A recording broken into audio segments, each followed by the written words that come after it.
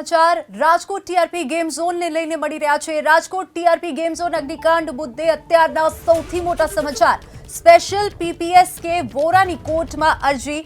સાગઠિયાની અપ્રમાણસર મિલકત ખાલસા કરવા કોર્ટમાં અરજી કરાઈ છે।